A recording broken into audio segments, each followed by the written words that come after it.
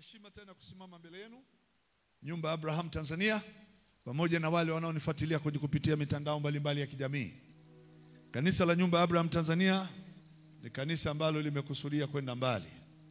Sasa hivi tuna kongamano litakalofanyika mwezi wa 8 tarehe 13, itakuwa ni kongamano la wamama, lakini kongamano hilo litajumuisha watu kutoka katika nchi ya Kongo, na kuna watu mbalimbali kutoka katika nchi ya Kenya na nchi ya Uganda watakao kuja kwenye hilo kongamano. Tutakuwa na wageni wengine mbalimbali kutoka madhehebu mbalimbali ya Tanzania. Hili kongamano litakuwa ni la wanawake, linahusu kila mwanamke. Na mimi natamani kila mwanamke anayejijua anajua yeye Mungu amemuumba kuwa mama siku moja, ajitambue kwamba hili kongamano ni la kwake, na yeye aliye ni mama mwenye ndoa na asiye na ndoa, hili kongamano ni la kwake. Amen. Bwana Yesu asifiwe. Tutakuwa na chakula kitakachokuwa kinaliwa hapa, watu wanalala, ni la siku chache, lakini litaambatana na mkutano wa nje. Litakuwa ni asubuhi, wanakaa wanafundishwa, alafu pia tunatoka magharibi, tunaenda kwenye mji, katikati ya mji tunaingia kwa mkutano wa nje. Kwa hiyo tunaenda vizuri, na praise team na kwaya ziwe zimeshaanza maandalizi pia kwa ajili ya kufanya huduma pale nje. Na nitakuwa na mwimbaji mgeni ataitwa Joshua Mlelwa, atakuja na mke wake, na tutakuwa naye yule anaimba Bambam. Yule mwimbaji wa Bambam alikuwa anaimba Kijitonyama zamani, naye atakuwepo pamoja na sisi. Naomba tuwe na maandalizi ya waimbaji vizuri, na kwa kuwa Mungu ametupa vyombo vyetu, na kama tutaongeza vingine tutaviongeza, lakini tuwe na mkutano mkubwa nje utakaoambatana na waimbaji waliopendeza. Amen. Na ule mkutano nitahubiri mimi, nitahubiri kule nje, mimi nitasimama kwenye ule mkutano. Na mkutano huo tutakuwa na wageni pia kutoka nje ya nchi, kutoka Marekani, wengine watatoka Canada, wengine wanaweza kutokea Australia. Kwa hiyo wanahitaji na wao wakija hapa wakute wenyeji wa Tanzania wamekaa vizuri, na hao ni wageni wasikilizaji, sio wahubiri. Mimi ndio nitakayefundisha kwa sababu nina ufunuo kuhusu wanawake. Amen. Sitamani kumwona mwanamke dunia hii anadharauliwa. Sitamani kumwona mwanamke aliyemwamini Yesu anaishi maisha ya tabu. Nataka nimuone mwanamke anayeenda kumiliki na kutawala, maana pale alipoumbwa katika mfano na kwa sura ya Mungu aliumbwa ili atawale. Kwa hiyo mwanamke atakuwa ana sababu kubwa ya kufika kwenye hilo kongamano, maana kuna breakthrough, kuna upenyo mkubwa kwa kila mwanamke. Haleluya. Tarehe 13 ndio kongamano laanza mwezi wa 8. Pentecoste tunaenda kuingia baada ya wiki moja ijayo. Tarehe ngapi itakuwa Pentecoste? Tarehe 1 ya Wayahudi tunasherekea, kwa Wayahudi tunasherekea tarehe 1, maana yake Jumapili. Amen. Wayahudi wanasherekea Jumapili ijayo, tarehe 1 ndio Pentecoste. Haleluya. Na mimi nafuata kalenda ya Kiebrania. Kwa hiyo Jumapili ijayo nataka muje kila mmoja na matoleo yenu ya sadaka ya upendo. Tutakwenda kuwasimamisha wazee waliotupita umri ndani ya kanisa hili, ambao miaka yao wamezidi miaka 70. Na ninao wawili ambao sahihi tumewachagua kwa mwaka huu, na hili ni jambo linalofanywa kitaifa na Nyumba ya Abraham. Amen. Hili ni jambo tunalifanya kwa makanisa yote ya Nyumba ya Abraham Tanzania na nje ya Tanzania. Kwa hiyo tuna mzee Matias, naomba asimame. Sadaka zetu zote tutampa mzee Matias, na pamoja na mama naomba usimame. Simama koko. Hawa ni wazazi wetu wametupita umri. Kwa hiyo matoleo yetu yatakuwepo, naomba tuwageukie wapendwa. Tutakwenda kutoa sadaka kwa wazee hawa wawili, chakula, mavazi, pesa, chochote ulichonacho tutakigawa nusu kwenda kwa mzee Matias pamoja na mama. Hizi ni familia mbili tofauti, lakini ni wazee wenye umri. Kila tutakachokipata kitatoka kwenda kwa wao wazee. Na wewe kama hujafika mzee, muombe Mungu ufike uzeeni, tuweze kukupa na wewe siku moja ya Pentecoste, tukukumbuke na wewe. Sema amen, amen. Piga makofi basi mazuri. Asante mama. Naomba ukae karibu mzee Matias. Haleluya. Jamani, sijaona makofi mazuri kwa ajili ya wazee hao. Haleluya. Kwa hiyo matoleo yetu anza kuyaleta kama utakavyoweza, utayakabidhi kwa kiongozi wa makanisa walioko hapa mbele, au hasa Moses anaweza akapokea. Moses, naomba usimame. Huyu anapatikana wakati wowote, kama unaweza kumuita atakuja mara moja hata nyumbani kwako. Una gunia la mahindi, una mchele, una maharage, una mashuka, una godoro, una chochote. Una chochote. Yani hatusemi ulete tu pesa peke yake. Mimi nilishasema nitatoa shilingi 500 na tayari nimeiandaa, iko tayari kwenye bahasha. Leo nitaikabidhi kwamba Jumapili ijayo itolewe. Amen. Na sio hiyo tu, nitakuwa na vitu vingine nitakavyovileta. Kwa hiyo mke wangu naye ana vitu atakavyovileta. Tunahitaji mama yetu hapo avalishwe vitenge, avalishwe kanga, avalishwe nguo nzuri, apewe chakula, kama ni blanketi nzuri, kama chochote. Naomba uje nacho. Jamani, mkielewa haya maneno ninayozungumza, hautakwama maishani mwako. Ni Pentekoste, hatutakuwa tukiimba tu pambio lakini hatutoi. Ni kawaida ya Kiebrania, Pentekoste ni siku ya kutoa. Amen. Haleluya. Watu wa Mungu sema amen. Nimeeleweka mpaka hapo? Wangapi wamenielewa? Nione mkono juu. Mungu akubariki sana. Fanya hivyo, kuna kitu kitaumbika katika maisha yetu ya kiroho na familia zetu. Amen. Haleluya. Sema amen, amen. Hilo nimelimaliza, itakuwa ni kesho kutwa Jumapili tarehe 1, na mimi nipo, kwa hiyo sitakosekana. Na tutakwenda kujifunza maana ya Pentekoste kwa uzuri zaidi. Bwana asifiwe. Sema amen. Inaitwa jubilee, inaitwa siku 50, siku ambayo sheria ya Torati ilishuka, na baada ya Torati kushuka, siku hiyo Roho Mtakatifu alishuka tarehe hiyo hiyo. Kwa hiyo acha tusherekee hiyo sikukuu kwa kuwapa wazazi wetu kilicho chema. Bwana Yesu asifiwe. Haleluya. Mwenye miaka 68, 69, 70, twende karibia hujafika 70. Mama, umefika ngapi? 60 ngapi? 68. Wow. Jamani, weka mikono mizuri kwa dada yetu pale.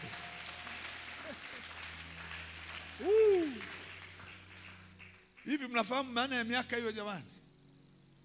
Mmoja, una miaka ngapi wewe?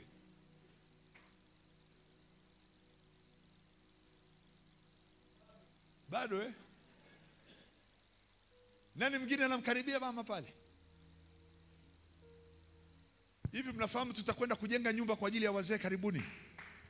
Tutawajengea nyumba kabisa, nyumba kabisa. Hivi amuelewi hii ni nyumba ya Abrahamu? Mwambie mwenzako, utajiri unakaa katika nyumba ya Abrahamu. Na heshima, na utukufu, na enzi, na utawala. Sasa sitakaa nikubaliane na wazee wetu wanalala nyumba iliyochoka. Hata kama wana watoto wao, tutawajengea. Sisi ni nyumba ya Abrahamu. Na hiyo kampeni inaanza mwaka kesho, kuanza kutafuta viwanja kwa ajili ya kuwajengea hawa wazee. Hata kama wana maeneo yao, tutajenga nyumba watakaa, hata kama wana watoto wao. Na mtaamini kwamba tunaweza, mtashangaa mwaka kesho tunakabidhi nyumba zaidi ya 2. Haleluya. Pigia Yesu makofi mazuri kabisa. Haleluya. Hatutaki uzee usiokuwa na nyumba, hata kama wamejenga ya kwao. Sisi tuna mahali ambapo tunataka wazee wajengewe. Mura, una miaka mingapi? Mdogo sana bado. Wewe piga maombi bado. Baba Lili iko ngapi? Bado baba yangu wewe, miaka 10 bado. Nataka 70 iendelee juu. Amen. Wangapi wananiunga mkono wazetu waangalie? Haleluya. Yes. Na nawaambia ukweli, nitanunua shamba mahali, nitaweka, nafu kila mtu wa nyumba ya Abrahamu ataweka tofali, ataweka, tutafanya tu. Tunaenda mbali. Nyumba ya Abrahamu sio kawaida. Kama tuna makanisa mpaka Marekani na kila mahali, unafikiri kwamba ni nyumba ya kanisa dogo hili? Haleluya. Sema amen. Haleluya. Asubuhi ya leo Asubuhi ya leo nina ujumbe unasema kazi iliyoanza ilimalizika. Kazi iliyoanza ilishamalizika. Hebu sema ilishamalizika. Sema aliyeanza amemaliza. Haleluya. Naomba usiache ujumbe huu kukumbuka kila wakati. Aliyeanza amemaliza. Asante, amemaliza. Wow. Fungua pamoja na mimi kitabu cha Yohana 19. Ibra, utakubalisha jina iwe Abra ili lije jina la baba. Maana nayo Ibra inipi raha. Abraham inaleta raha kwa sababu anaitwa mtu mwenye kuzaa. Anaambiwa toka nje hesabu nyota kama unaweza kuzihesabu, akashindwa kuzimaliza. Akaambiwa twende kwenye pwani ya bahari, akaambiwa hesabu mchanga, akashindwa kumaliza. Akaambia ndivyo uzao wako utakavyokuwa. Hebu nisaidie kusoma 19 Yohana. 19 Yohana.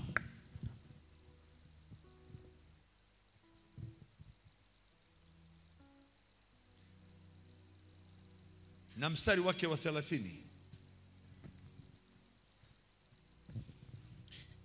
Amen. Yohana 19 mstari wa 30. Basi Yesu alipokwisha kuipokea ile siki, alisema imekwisha. Akainama kichwa, akaisalimu roho yake. Amen. Na Yesu akiwa msalabani, amen, alipokuwa mikono yake imeshikiliwa katika mti na misumari, miguu yake nayo imeshikiliwa kwenye mti na misumari, na hapa juu ya kichwa chake pameandikwa, huyu ni mfalme wa Wayahudi. Kichwani mwake kuna taji ya miiba. Kichwani mwake kuna taji ya miiba. Miguu yake haikuvaa viatu, ilivaa misumari. Tunaenda sawa eh? Amen. Mikono yake haikushika kitu chochote, ilishika misumari katika mti. Alafu anainamisha kichwa, anasema ile kazi niliyoianza Imekwisha. Nimeimaliza. Sema na mimi amen. Amen. Ile kazi niliyokuja kuifanya nimeimaliza. Hilo eneo kwangu lina maana kubwa, inayomaanisha kama ni madeni, kama kuna madeni yaliyodaiwa mwenye dhambi, hata daiwa tena. Kama ni vita vilipigana, vita, naomba watoto wao wapewe mtu wa kuangalia tafadhali. Kuwa na utulivu, watoto kutembea. Kama kuna vita vilifanywa, alishamaliza vita. Hatutavipiga vita tena, kashavimaliza vita mwenyewe. Amen, amen. Naomba sauti nyingine tena iseme vizuri hivyo. Amen, amen. Amen, amen. Ongeza sauti, sema vita vimeisha. Vita vimeisha. Amevipiga vita. Amevipiga vita kwa ajili yangu. Kwa ajili yangu. Amemshinda adui yangu. Amemshinda. Amemharibu adui yangu. Amemharibu adui. Hata inuka adui yangu tena. Hata inuka adui yangu. Hata simama kinyume na mimi tena. Hata simama kinyume na. Hana silaha ya kushindana na mimi tena. Hana silaha ya kushindana na mimi tena. Kama kuna madeni, madeni kwa sababu wazazi wangu walitenda dhambi, madeni kwa sababu ukoo wetu ulikuwa unaabudu miungu, halo, madeni kwa sababu taifa letu limetenda kosa au dhambi, sisi tumezaliwa katika hatia. Kama kuna hilo deni ambalo ningelilipa mimi na watoto wangu wamelilipa, hilo deni halipo tena.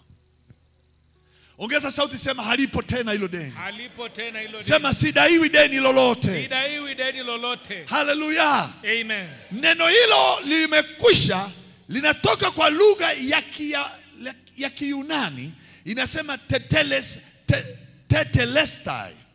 Tetelestai kwa lugha ya Kigiriki au Kiyunani, tetelestai. Maana yake it's full paid, imelipwa. Kama umesimama mbele ya hakimu, anakwambia kesi hii unahukumiwa kwenda jela maisha. Kwenda jela maisha, au unahukumiwa kifungo cha miaka 30 na kazi ngumu. Alafu anaweka kifungu B, kama utalipa fine ya shilingi milioni 150. Na wakati huo wewe ya kula hauna, huna mahali pa kulala. Haleluya. Mimi nilishawahi kunitokea, nilishawahi kusimama mahakamani. Mahakama ikanipiga faini shilingi 7,000 kwa kosa ambalo nilikuwa silijui. Mahakama iliniambia kwa kutokujua sheria kwanza na kufunga miezi 3 au shilingi 7,000. Na 7,000 miaka hiyo ilikuwa sio pesa ya kawaida. Ilikuwa unanunua kiwanja na unamtafuta fundi anaweza kaanza ujenzi. 7,000 tu ya Tanzania zamani. Niliangalia hivi, nikaangalia hivi, nikamwona mzee aliyenikuza mimi kiimani amenyanyua mkono. Hakimu akamwona, akamwambia unasemaje mzee? Anaitwa Reverend Angel. Akasema niko hapa kulipa deni hilo. Nilisikia moyo una furaha, maana miezi 3 nilikuwa nikalale jela, sina 7,000.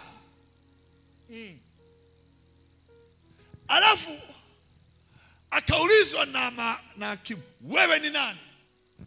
Akasema mimi ni baba yake wa kiroho huyu. Alikuwa ni mzee wa Kimarekani, na wakati huo mimi na yeye ni marafiki. Marafiki, lakini sikujua atakuja mahakamani. Mwanamke mmoja nilihubiri Kajiado, mkutano wa nje kwa mzee Bishop Oletima, mnamfahamu.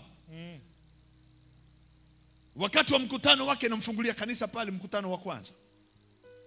Mama alikuwa na pesa ya kutosha, katoka Nairobi kaja Kajiado kufungua biashara ya magari. Namanga Nairobi, Namanga Nairobi. Kanunua Hiace, kampatia dereva. Kachukua mkopo, mama kachukua mkopo Commercial Bank of Kenya, KBC. Kanunua Hiace mpya. Mama na umri mkubwa, ana watoto wakubwa. Hakuwashirikisha watoto. Kamua mama, mimi nataka mkopo, kapewa. Kanunua Hiace, kampa mtu, utaniletea pesa kila jioni kiwango fulani. Wamepatana. Gari inaenda Nairobi, inaenda Namanga, inaenda Nairobi. Yule jamaa haleti pesa. Mama anamogopa yule bwana. Anashindwa kumuuliza mbona uleti pesa? Na gari inaenda inarudi. Ikafika mahali yule bwana akaacha kabisa kumpa pesa. Mwaka mzima hampi pesa. Deni linatakiwa kulipwa benki, hamna njia kulilipa. Yule mama anamogopa yule mtu amempa gari.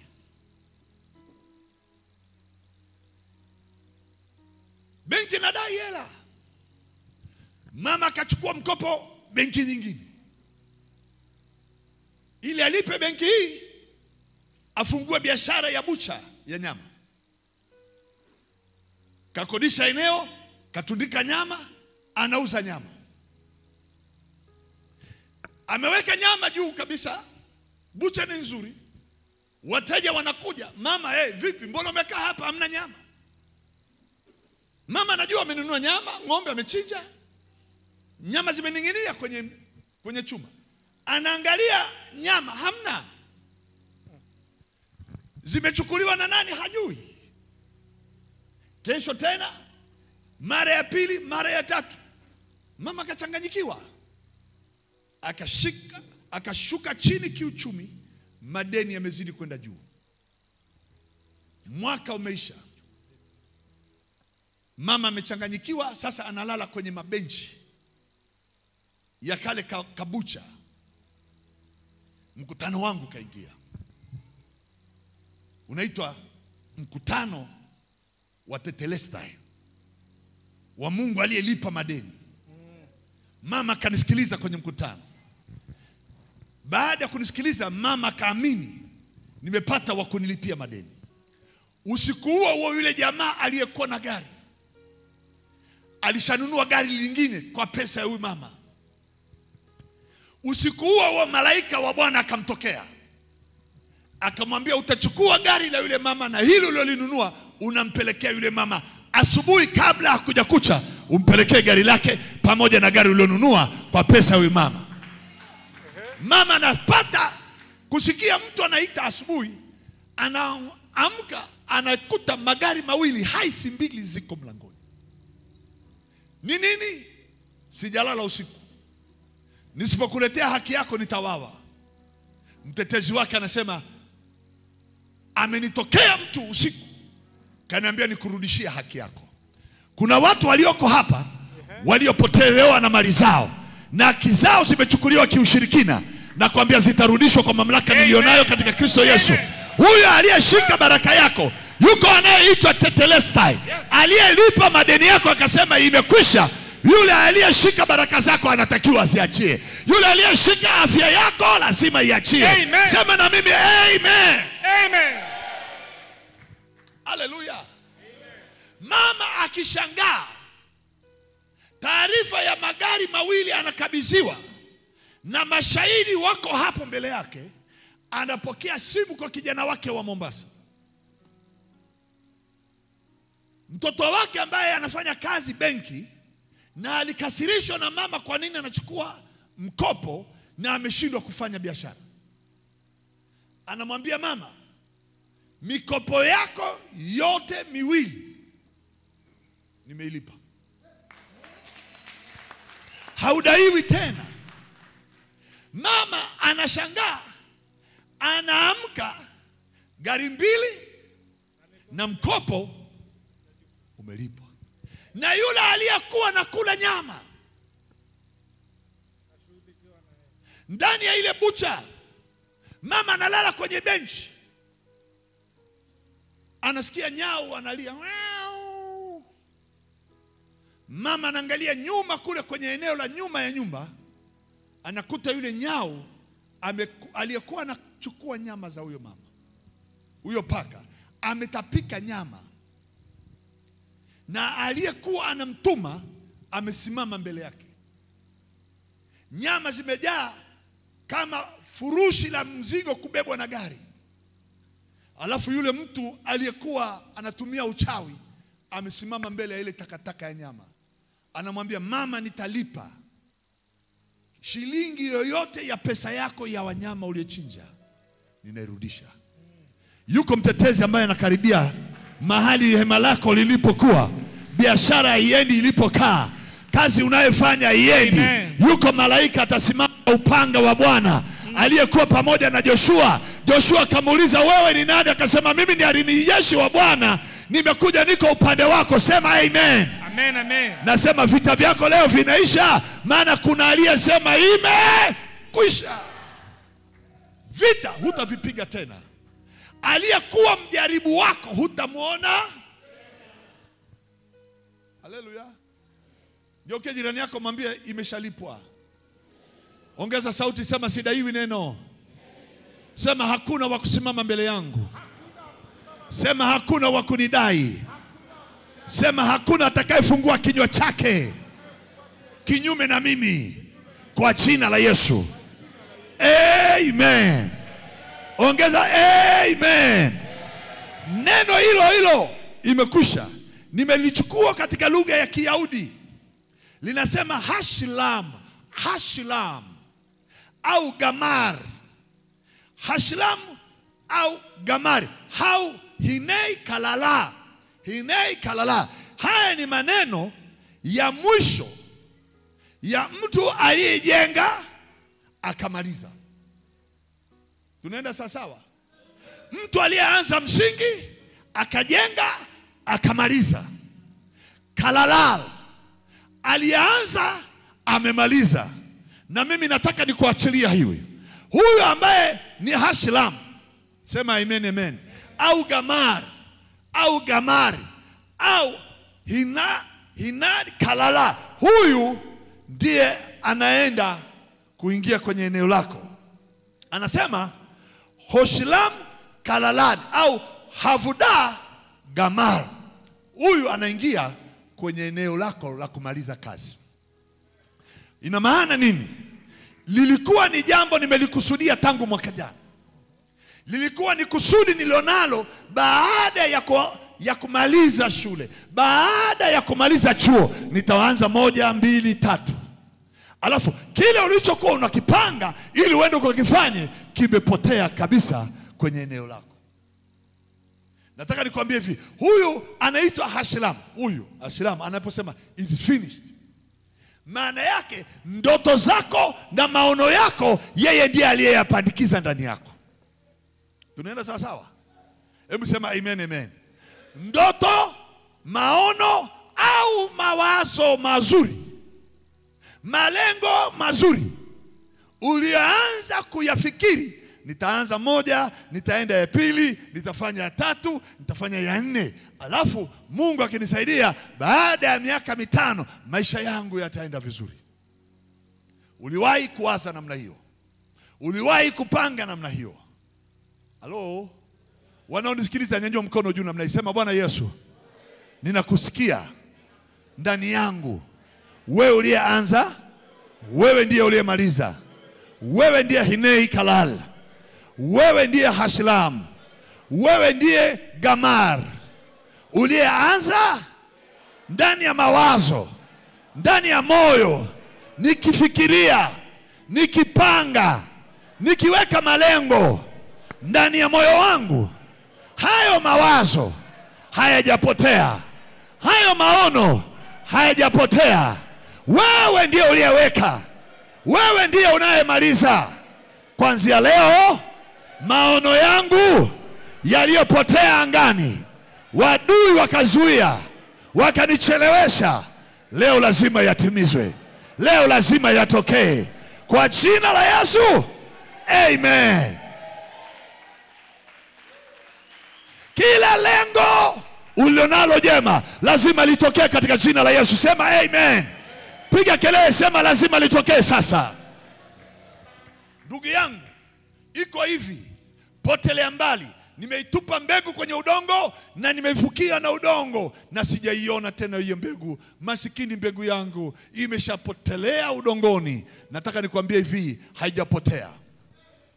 Kwa macho siioni, lakini baada ya kitambo nitaiona ikitokeza nje kama jani, kama mbegu inayoota, kama mti, kama mabua, lakini yanaenda kuzaa, yanaenda kutokea. Hiyo mbegu Mungu aliyeweka ndani yako haijapotea, iko ndani yako, lazima itokee tena, lazima izaliwe, lazima izae. Piga kelele, sema amen. Haleluya. Haijalishi, sikiliza. Naona vitu ambavyo unaviona wewe. Mimi najua kabisa unaona vitu vyako, lakini Mungu ananionyesha vitu vyako. Ananionyesha sio wewe uliyewaza peke yako, lakini uliwawazia watoto wako, uliwazia ndoa yako, uliwazia watoto wako. Maisha yatakayokutana nayo kesho kutwa yasiwe maisha uliolelewa wewe, sio maisha uliotokea wewe kule. Wazazi wako walipitia hayo, wewe ukasema nitaanza hii, lakini ili watoto wangu wasiishi vibaya. Ninaliona liko moyoni mwako, na Bwana anasema sio wazo lako, hayo ni maono yangu niliyoyaanza mimi kuweka ndani yako. Yanaenda kuchipua, yanaenda kutokea. Piga kelele, sema hinal. Sema tena hinal. Hinal. Mungu anaenda kufanya jambo kwako. ambalo sio wewe uliliwaza, ni Mungu alilipanda, lazima lizaliwe. Piga kelele, sema lazima lizaliwe. Na kwa sababu hiyo sasa, mikono yako ilikuwa dhaifu, mikono yako ilikuwa haina nguvu kwenye kushika na kupanga na kutenda, ulikuwa uwezo ukakamilisha. Maana unajihisi, unajiona, unajifikiri wanavyokusema watu, unaona ndivyo ulivyo, lakini sivyo Mungu alivyokuona. Sivyo Mungu anavyokuona. Sema kwa sauti, sivyo Mungu anavyoniona. Piga kelele, sema kwa habari ya dhambi alishafuta deni. Haleluya. Kama kuna mtu anakuambia kuna habari ya dhambi ya babu yako, habari ya dhambi ya ukoo wako, habari ya dhambi ya watu waliokuwa wamekuzaa, samani tafadhali, tetelestai. Hebu sema pamoja na mimi, tetelestai. Ongeza sauti, sema tena kwa Kigiriki, tetelestai. Sema imelipwa hiyo. Sema haidaiwi tena. Nifungulie Kolosai 1:13-14. Kolosai 2, samahani, 2:13-14 na 15. Sura ya 2. Tetelestai. 13, 14 na 15. Amina.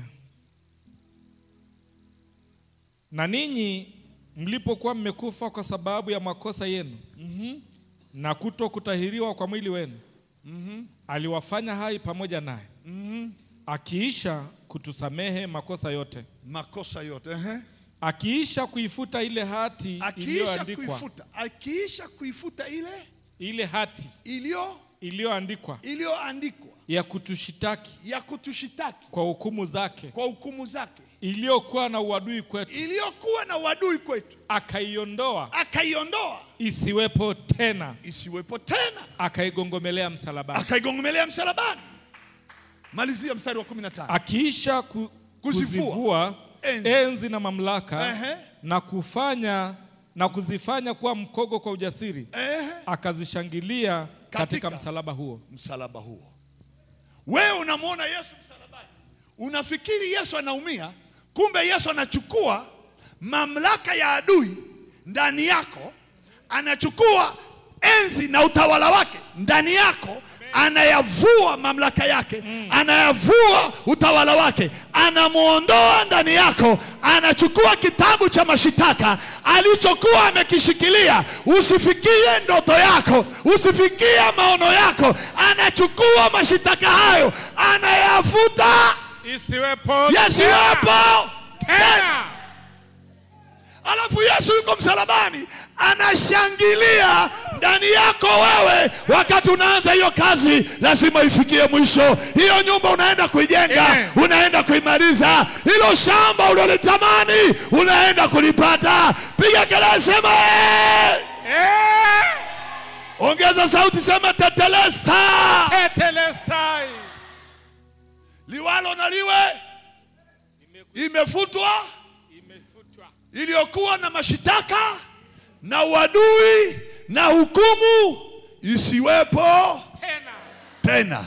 Na iona barabara iliyonyooshwa, haitapinda mbele yako, haitakuwa na milima tena, hakutakuwa na adui atakayesimama. Anayekuja kwa habari ya afya, hutamuona tena. Anayeharibu ndoa yako, hutamuona tena. Anayewaharibu watoto wako, hutamuona tena. Anayezuia mtaji wako usipande, hutamuona tena. Anayezuia elimu ya watoto, hutamuona tena. Ula kama shekira monde. Sema hineika halali. Sema hineika halali. Hebu ongeza sauti, sema ameshanyang'anywa silaha. Ameshanyang'anywa nguvu. Hana kesi tena. Haleluya. I'm telling you this, hauingii mwezi wa 6 na masumbufu ya watu waliokusumbua miaka yako ya nyuma. Hauingii Juni, Januari ile tunaanza mwaka kesho. Hautaingia kwenye nyumba ya kupanga, hautaingia kwenye madeni ya kazi. Unaondoka hapa leo na jina limeandikwa kwenye eneo lako, huyu sio wa kuguswa tena. Anashangilia. Unajua kushangilia? Hebu nataka nisikie kelele za watu na makofi na vigelegele. Hebu shangilia. Hebu shangilia nione. Hebu shangilia nione. Hebu shangilia nione. Hebu shangilia nisikie. Piga kelele za kushangilia. Piga kelele. Haleluya. Amen. Sasa hiyo kelele sio kelele ya wewe kusema nitabarikiwa. Hiyo kelele imeshalipwa. Biashara imeshalipwa. Mtaji umesharudishwa. Umerudishwa. Ndoa inakaa vizuri. Imekaa vizuri. Watoto wanainuliwa. Amen. Piga kelele, nyumba inaanza. Amen. Nyumba inamalizika. Amen. Piga kelele, sema biashara mpya. Biashara. Sema biashara nyingine. Biashara nyingine. Sema tena biashara nyingine. Biashara nyingine. Sasa hizo kelele haziko pengine. Zinaenda kusikika kwenye nyumba yako, zitasikika kwa watoto wako, zitasikika kwenye ndoa, zitasikiliza kwenye biashara. Watu wakipita wanasema kuna kelele kwenye nyumba hii. Wanaulizana kelele hizi za nini? Wanasema Bwana amebarikia nyumba hiyo. Bwana amebarikia wazaliwa wake. Bwana amebarikia kazi ya mikono. Bwana amebarikia ndoa yake. Bwana amebarikia afya yake. Kila wakipita nje ya ukuta wa nyumba yako, wanasikia huko ndani watoto wanaimba pambio, nimemwona Bwana anapendeza. Watoto wanaimba mle ndani, wanasema Bwana ni Bwana wa majeshi. Bwana ndiye nguvu zangu. Bwana ndiye ngome yangu. Watoto wanaimba mle ndani. Kama yule mwana mpotevu aliporudi, Biblia inasema hivi, pakawa na kelele za nyimbo na machezo. Watu wakila na kunywa na kelele za nyimbo na machezo. Hizo kelele ndio Yesu anashangilia leo. Yesu anashangilia kwenye kazi yako. Nataka nikwambie, amenyang'anywa mamlaka juu yako. Adui hana nguvu na wewe tena.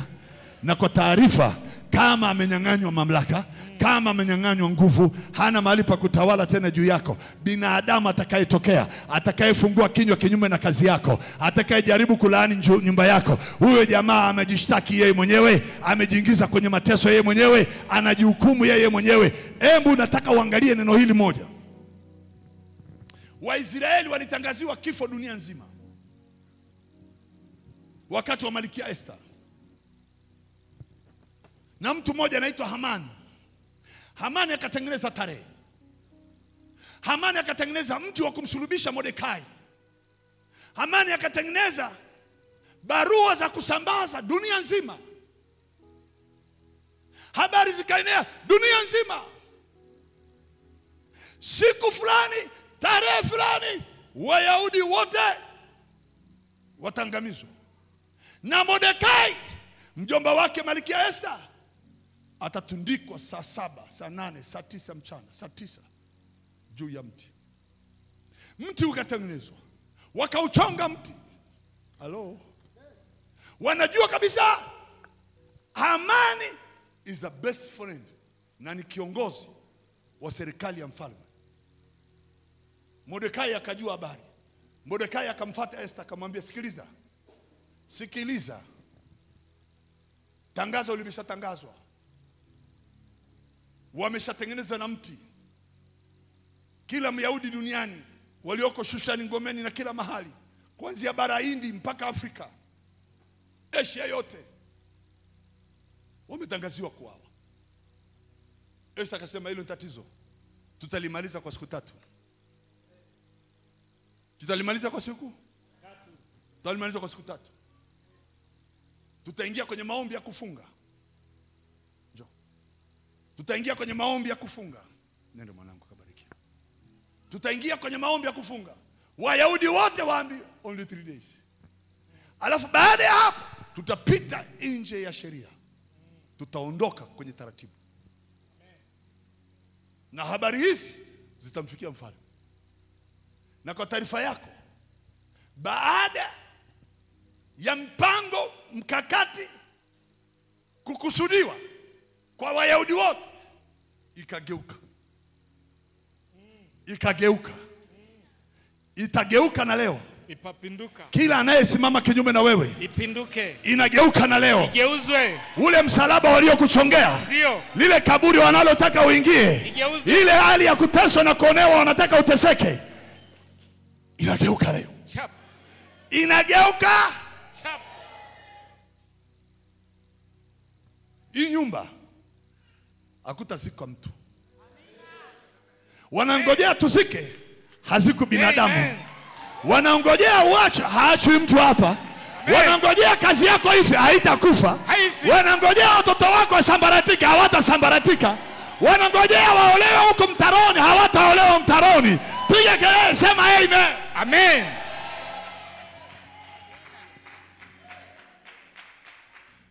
Mfalme akasema, ni nani huyo anayethubutu? Malkia Esther akasema, ni huyu mtesi wa ufalme wako. Mfalme, ni huyu anajaribu kuyanena maneno mabaya hata kwangu mimi malkia. Mfalme akarauka kwa hasira, akasema, mti ule aliyoutengeneza kwa ajili ya Mordekai, saizi yeye ndiye atakayeenda kutundikwa, yeye na walio nyumbani mwake, walio wa nyumbani mwake wote. Tetelestai. Piga kelele, sema tetelestai. Sema hinei kalala. Mwambie mwenzako, watamalizika leo. Natangaza katika jina la Yesu, kila mti waliokuchongea wa uchawi, wanaosababisha wewe haulali usiku, ndoto unazoziotea mbaya kila siku, wanaokusababishia madeni hayaondoke nyumbani kwako, wanaosababisha unadharauliwa kila leo, mapato yako hayaongezeki, kwa mamlaka nilionayo katika jina la Yesu, naurudisha ule mti wa mateso, ukawatese maadui zako, ukawaharibu maadui zako, ukawafanye masikini wanaokufanya maskini wewe. Amen. Piga kelele, sema tetelesta. Tetelesta. Sema havoda gamar. Sema havoda gamar. Sema tena havoda. Sema tena havoda. Maana yake kisasi hiki kimrudia anayenifuata. Havoda.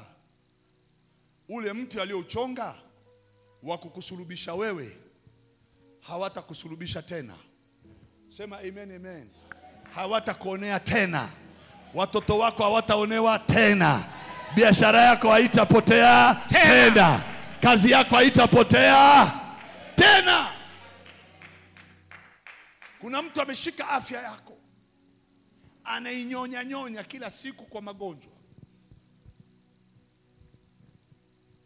Mara leo kiuno, mara kifua, mara kichwa, mara tumbo, mara miguu haitaki kutanyuka.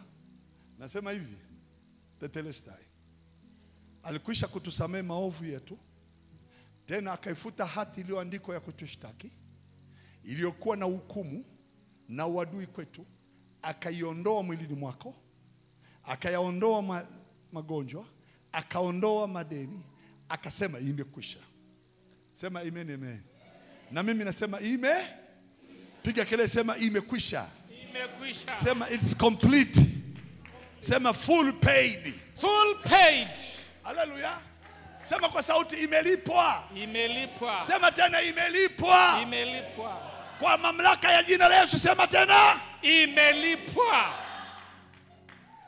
Nakwambia, kama ulalalaga masaa mawili tu, ndoto zinakusumbua, ulali tena, natamka mamlaka hii nilionayo hapa. Haleluya. Unajua siku moja Wafilisti waliwatesa sana Wayahudi wakati fulani wa waamuzi. Alafu ikatokea kwamba mtu mmoja anaitwa Gideon akaambiwa na malaika, utainuka Gideon, wewe ndio utakao kukomboa hao wana wa Israeli na hao Wafilisti. Gideon akasema, mimi maskini, tena nimezaliwa kwenye nyumba masikini. Anambia Mungu hana historia hiyo. Swala la Mungu lililokuwa kwa ajili wewe ufanye hii, haliangalii historia ulipotokea. Kwa hiyo nifanyaje? Alisema, nyanyuka ewe shujaa. Jamaa alikuwa kapuku, masikini, hoi, anaitwa shujaa. Mbingu inakutambua wewe sio mtu maskini. Mbingu inakutambua wewe sio mtu wakonewa. Mbingu inakutambua wewe ni shujaa. Inuka ewe shujaa. Jamaa akasema, namna hii sina uwezo wa kujua ninaendaje vitani. Akaenda akajenga madhabahu, akaita Jehova Shalom. Akili yake anasema mimi sina uwezo, wacha nitengeneze madhabahu niite Jehova Shalom, Yawe Shalom. Sasa hiyo madhabahu ya huyu jamaa akaitaje Shalom wakati wa vita? Mnalima mashamba, maadui wanaingiza mikono yao kwenye shamba lako, wanaharibu mazao. Unapanda hichi wanang'oa, unafanya hichi wanaharibu. Jamaa katengeneza madhabahu yake Jehova Shalom. Lile neno Shalom likapatikana for the first time kwenye kinywa cha huyu mtu, kikiwa kinaita madhabahu yake Shalom. Bwana ndiye amani yetu. Akizungumza hivyo, alizungumzia amani ya afya. Sema amen, amen.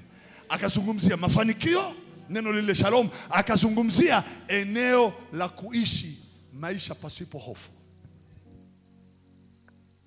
Akazungumzia, mfanya hivi. Unajua hujawahi kuhesabu hela, unashikaga za watu tu.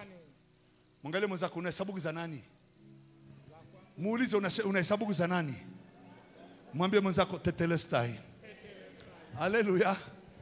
Hii anasema Shalom, maana yake nitapanda, nitavuna, nami nitachukua mazao ya haki yangu. Hayataharibiwa na Wafilisti tena. Kila kazi unaenda kuifanya haitaharibiwa na maadui tena. Piga kelele, sema amen. Amen. Eti Abrahamu akaulizwa na mwanae, baba, sasa baba, mbona kuni na moto na kitu na kisu vyote tunavyo, lakini mbona hatuna mnyama wa sadaka? Mtoto anamuuliza, mtoto mdogo anaitwa Isaka anamuuliza baba yake Abrahamu, sasa mbona hatuna? Abrahamu akamwambia, mwanangu, Bwana atajipatia. Akajenga madhabahu, akaita Yehova Yire. Anajenga, anajua kile nilicho nacho ndicho kinakufa. Abrahamu, kile nilicho nacho kizuri nimeteseka kukitafuta miaka 100. Leo ninakichinja. Akasema hapana, hapa kwenye eneo la kufikia mwisho kuna muujiza utatokea. Amen. Bwana atajipatia. Na mimi naamini huo mwisho unaoona wewe, uliouona ndio mwanzo anaanza Mungu hapo. Wewe unaona ni mwisho, sina mahali pengine pa kukimbilia, sina mtu mwingine wa kumwambia, sina mtu mwingine wa kunisaidia. Hata nikiwaambia wananidharau, hata nikiwahadithia mapito yangu wananicheka. Hamna wa kuniambia hata mtu mmoja karibu. Tetelestai. Akati mwanaume anashika kisu, jina atajipatia. Lilimwambia Abrahamu, tazama mwana kondoo, usimchinje mwanao. Haleluya. Usimchinje. Nataka kukwambia hivi, kuna msumari kwenye mkono wa Yesu. Ulichukua madeni yako. Amen. Ulichukua umaskini wako. Amen. Ulichukua laana yako. Amen. Ulichukua magonjwa yako. Amen. Kuna msumari kwenye mwili wa Yesu. Amen. Unashikilia utajiri wako sahihi, unaoshikilia afya yako sahihi. Hautachomolewa huo msumari. Maana ni msumari wa faida, ni msumari wa furaha. Mungu anaenda kuweka kwenye mikono yako. Ishikilie baraka kwenye mikono yako, sio laana kwenye mikono yako tena. Sema amen. Halo. Amen. Abraham, embu nisomee. Somea Wagalatia 3:13 na 14. 3:13 na 14. 3:13. 3:14. Wagalatia. Wagalatia 3 mahali pa tetelestai, mstari wa 13. Ndio. Kristo alitukomboa katika laana ya torati. Kwa kuwa alifanywa laana kwa ajili yetu. Maana imeandikwa, amelaaniwa kila mtu aangikwaye juu ya mti. Ili kwamba baraka ya Ibrahim iwafikilie mataifa katika Yesu Kristo, tupate kupokea ahadi ya Roho kwa njia ya imani. Kristo alitukomboa. Namalizia. Kristo alitukomboa. Sema amen, amen. Amen, amen.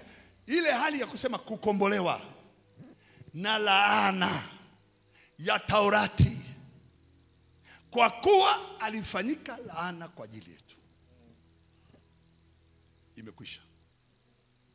Is finished. imeisha. Itingo. Nakwambia hivi. Believe me. Oh my God, amtaki kuelewa. Ongeza sauti. Imekwisha. Mtu yoyote duniani, ole wake. Naitupa ili neno juu ya nchi. Naliachia kwenye barabara za mji. Nalituma kwenye malango ya nyumba za watu. Amen. Naliandika kwenye miti ili neno. Nalitangaza juu ya anga na mawingu yakalibebe. Amen. Naliruhusu litembee na upepo uendao kasi utakao kaskazini kwenda kusini. Naliruhusu neno hili liende na maji na mawimbi na chakula na kila kitu kinachoonekana. Likaandikwa juu ya nchi ya kwamba hakuna atakayefungua kinywa cha laana kikakupata. Hakuna atakayefungua mdomo wake akachukua udongo akakusemea mabaya. Huo udongo umgeukie yeye. Atakayechukua majani ya mti akusemea mabaya. Miti yote ya nchi impige yeye na nyumba yake, imharibu huyo. Amen.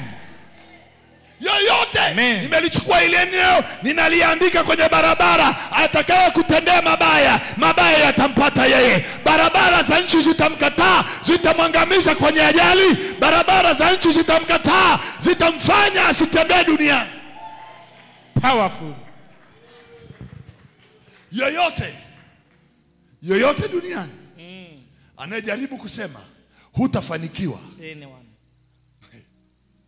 Yeyote duniani, sijali ni mzee, kijana, mwenye mwili, asiye na mwili, ni ndege, ni popo, ni bundi, ni kunguru, ni nyau, ni mbwa, wakisema nje ya nyumba yako, wote waliohusika na huyo mbwa waje wapige kelele kwenye hema lako.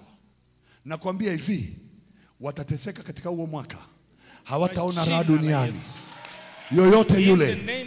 Sijali kama ni mjomba, sijali kama ni shangazi, sijali kama ni mtoto wa baba mdogo au mtoto wa mama mdogo, sijali kama ni wa baba mkubwa, potelea mbali. Hili neno nimelituma juu ya nchi, ninalituma juu ya anga, nalituma juu ya mawimbi ya upepo, na ndani ya mawingu yanayotembea juu ya nchi. Yoyote atakayeinuka kinyume na wewe kukutangazia mabaya, hataona furaha tena duniani, hataona nchi kuwa ni ya baraka kwake. Piga kelele, sema tetelestai. Tetelestai. Kuna watu hawajui wewe ni nani. Sema akiisha kunisamehe makosa yangu. Akiisha kunisamehe makosa yangu. Yote. Akafuta ile hati. Akaifuta ile hati. Iliyoandikwa. Ya kunishitaki. Akaiondoa. Isiwepo tena. Ole wa mtu atakayeandika tena hiyo hati. Ole wa binadamu. Mwenye asili ya mwili. Ole wake. Au mwanadamu mwenye asili ya kichawi. Ole wake. Piga kelele na mimi sema ole wake. Ole wake. Sema kwa sauti tena, ole wao. Ole wao. Wanaokaa vikao vya kichawi. Kikao cha kichawi. Kinyume na nyumba yangu. Kinyume na nyumba yangu. Labda mjajua mimi na matamko gani. Labda mjajua nina mafuta ya namna gani. Nikiongea haya maneno yanaenda kuumbika sahihi. Amen. Ninapozungumza haya maneno yameshatoka ndani ya ukumbi huu. Amen. Ninapozungumza haya maneno yanaenda kutafuta adui yako sahihi mahali alipo. Amen. Maneno yao walioyaandika kwenye anga wakutese, tayari yale maneno yameshafutwa juu ya anga, yameamriwa yaende kwa wale wanaokutesa. Piga kelele, sema amen. Amen.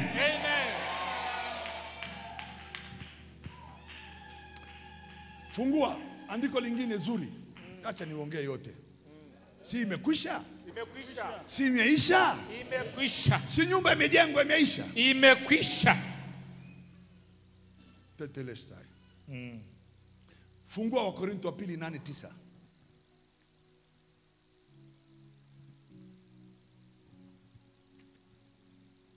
Awe askofu, awe nabii, awe mtume, awe mtu yoyote atakayefungua kinyume na wewe,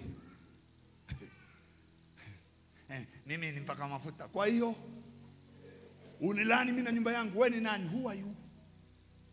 Hello? Maana ni wa Kristo mnababaishwa na maneno Kuna mhubiri mmoja huko anaongea, anaweza nikakupata. Nani anayevaa suruali kama mimi? Hakukaa msalabani pale, hakutamka yale maneno, yamekwisha pale. Ana uwezo gani kunilani? Hana. Piga kelele, sema nimekombolewa. Nimekombolewa Na laana zao. na laana zao.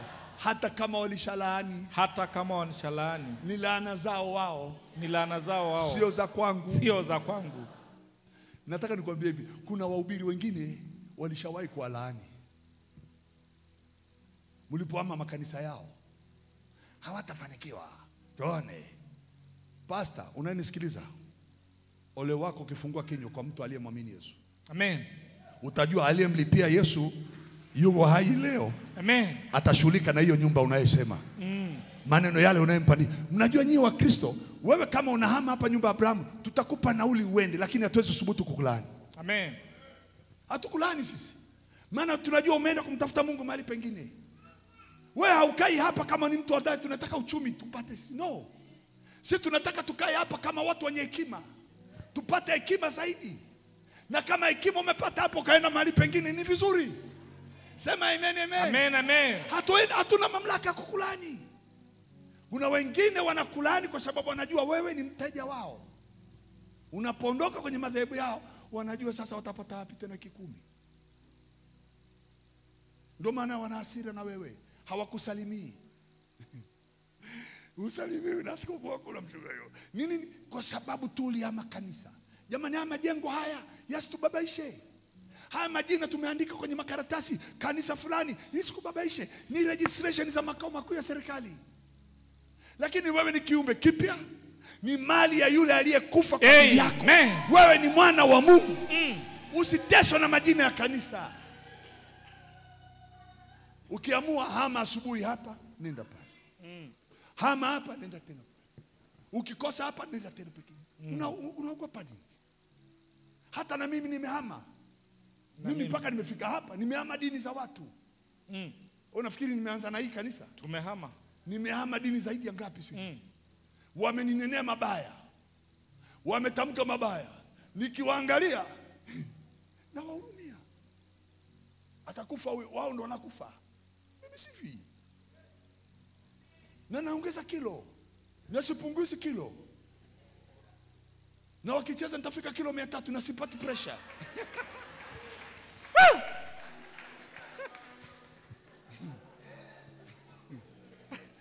Piga kelele, sema hawataniweza. Hawataniweza. Sema hilo anga halipo tena. Hilo anga halipo tena. Nisomee tafadhali Wakorintho wa 2:8-9.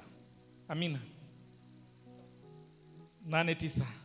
Maana mmejua neema ya Bwana wetu Yesu Kristo, jinsi alivyokuwa maskini kwa ajili yenu, Tetelestai, ingawa alikuwa tajiri, ili kwamba ninyi mpate kuwa matajiri kwa umaskini wake. Sema amen. Amen. Sema imekwisha hiyo. Imekwisha. Sema umaskini umeisha. Umaskini umekwisha. Hebu piga kelele, sema mimi sina asili ya umaskini. Mimi sina asili ya umaskini. Na hakuna wa kunifanya maskini. Na hakuna wa kunifanya maskini. Hilo deni limefutwa. Hilo deni limefutwa. Sidaiwi tena. Sidaiwi tena. Nyanyua mkono mmoja juu, sema Bwana Yesu. Bwana Yesu, umelichukua deni langu la umaskini. Umelichukua deni langu la umaskini. Umeliondoa kabisa. Umeliondoa kabisa. Sidaiwi tena. Sidaiwi tena. Roho za chuma ulete. Roho za chuma ulete. Roho za uchawi. Roho za uchawi. Roho za ulaghai. Roho za ulaghai. Roho za kupoteza. Roho za kupoteza. Kwa damu yako. Adhabu yako. Nimelipiwa. Nimelipiwa. Sidaiwi tena. Sidaiwi tena. Na atakayejaribu. Na atakayejaribu. Atajimaliza mwenyewe. Atajimaliza mwenyewe. Kuanzia leo. Kuanzia leo. Kuanzia sasa. Kuanzia sasa. Natangaza. Natangaza. Yeyote anayenifuatilia uchumi. Anayenifuatilia uchumi. Atakuwa maskini. Atakuwa maskini. Amen. Nyanyua mkono mwingine, nyanyua mkono mwingine juu. Umenyanyua mkono wa kulia, nyanyua kushoto. Kama hujanyanyua uombe, sema Bwana Yesu. Bwana Yesu, nimezichukua chapa zako. Nimezichukua chapa zako katika mwili wangu. Katika mwili wangu. Mikono hii itashikamana na njia za mali na utajiri na fedha na dhahabu na vitu vipendezavyo. hazina isiyoisha. Hazina isiyoisha. Kwa jina la Yesu. Kwa jina la Yesu. Amen. Amen. Pigia Yesu mikono hiyo, makofi mazuri. Sema kwa maneno haya, sema tetelestai. Tetelestai. Sema hina kilala. Haleluya. Ukisema kilala sawa, ukisema kalala sawa. Maana yake Mungu ameanza finishing na watu. Anaendelea na watu. Hebu sema anaendelea na watu. Naendelea Kuwafanyia finishing. Walionifanyia finishing. Wao ndio wanaisha sasa. Wao ndio wanaisha sasa. Haleluya. Amen. Naomba nimalize andiko lingine la mwisho. Naenda kumaliza la mwisho. Niondoke madhabahuni. Fungua Waebrania 2:14.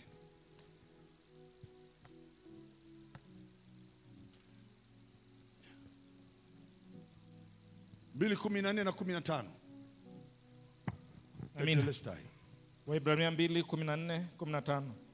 Basi kwa kuwa watoto wameshiriki damu na mwili, yeye naye vivyo hivyo alishiriki hayo Yesu huyo, ili kwa njia ya mauti amharibu yeye aliyekuwa na nguvu za mauti, yaani ibilisi. 15.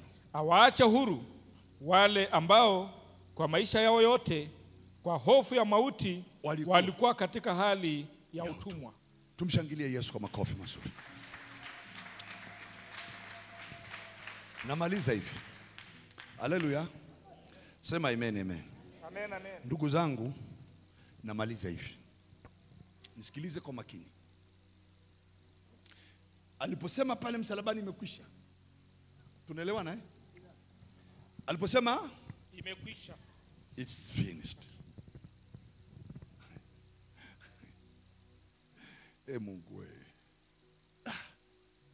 Yani umaskini, laana, dhambi, magonjwa, na nini tena? Mauti, aibu, kudharauliwa. Sema imekwisha. Imekwisha. Alipofanya finishing hiyo, unajua kilichofuata? Alijua jamaa anaweza kaja na agenda nyingine kule kuzimu. Tunaelewana eh? Eti unajua unaweza ukafanikiwa, watakwambia watu. Lakini shetani anaweza akaingilia kazi yako akaivuruga. Bro, my friend, sikiliza maneno yangu kwa makini. Aliyeanza anamaliza. Mungu aliyeanza kampeni ya wewe kufanikiwa hawezi kumwachia agenda adui yangu awe na muda wa kukaa na kunijadili, awe na muda wa kupanga vita akafanikiwa. Unanielewa eh? Alipomwona amemaliza, Yesu alipoona amemaliza yale yote ya dhambi, magonjwa, umasikini, laana, kudharauliwa, aibu, fedhea, alipomaliza hicho kipande, tunaelewana eh? Akasema naona kiu. Wakachukua siki wakaingiza kwenye sponge.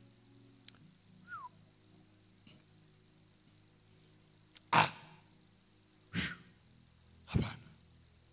Sasa hii imefika kufuru. Huyu jamaa ataleta mazoea kwa watu wangu. Akajivua kutoka kwenye msalaba. Biblia inasema akamwendea huko chini, huko kuzimu. Huyo jamaa alo, akamfuatilia wapi? Ili asirudi tena kufanya yale aliyoyafanya mwaka jana kwako. Biblia inasema hivi, akamwendea yeye aliyekuwa na nguvu za mauti, huko akamharibu. Hivi zile siku 3 mnafikiri ni mchezo? Jamaa alikuwa anapanguliwa mbinu za uchawi za kukuloga usifanikiwe.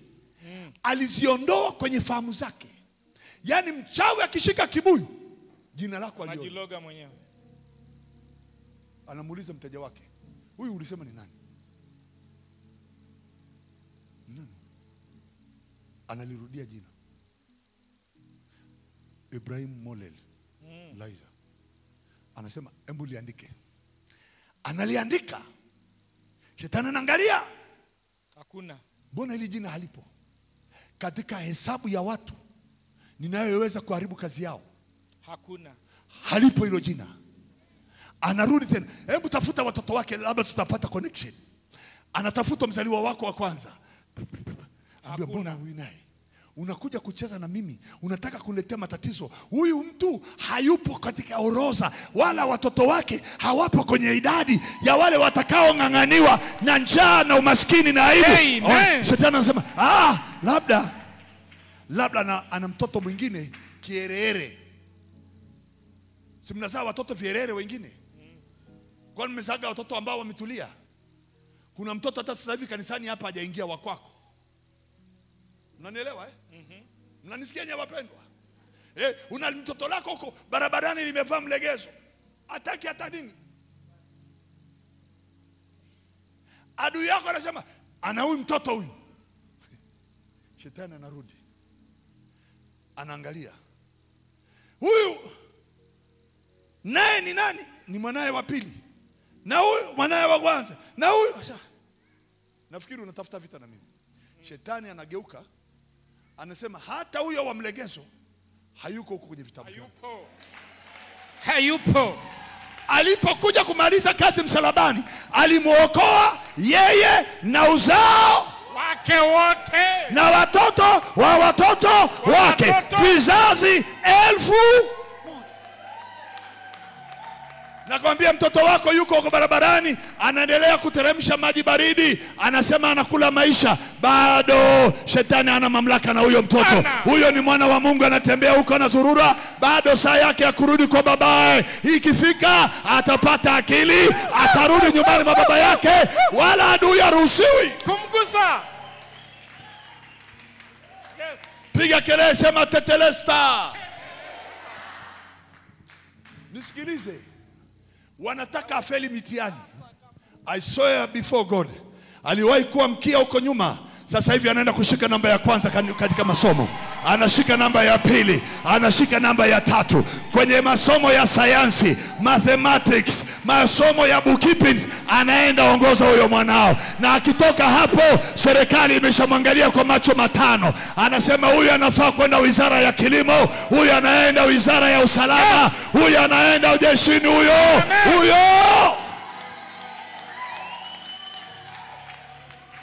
Piga kelele, sema hakuna road block hapa. Hakuna road block. Ongeza sauti, sema hakuna mtu hapa katikati. Hakuna mtu hapa katikati. Sema malaika ameingilia kati. Malaika ameingilia kati. Ukuta wa Yeriko umeangushwa. Ukuta wa Yeriko umeangushwa. Glory to God. Hey. Ninatangaza mafarakano kwenye kambi ya maadui. Amen. Amen. Natangaza vita vianze leo kwenye kambi ya maadui zako. Waanze kuumana wao kwa wao, wamalizane wao kwa wao, wamanyanyane damu wao kwa wao, wamalizane na watoto wao kwa wao. Piga kelele, sema amen. Amen.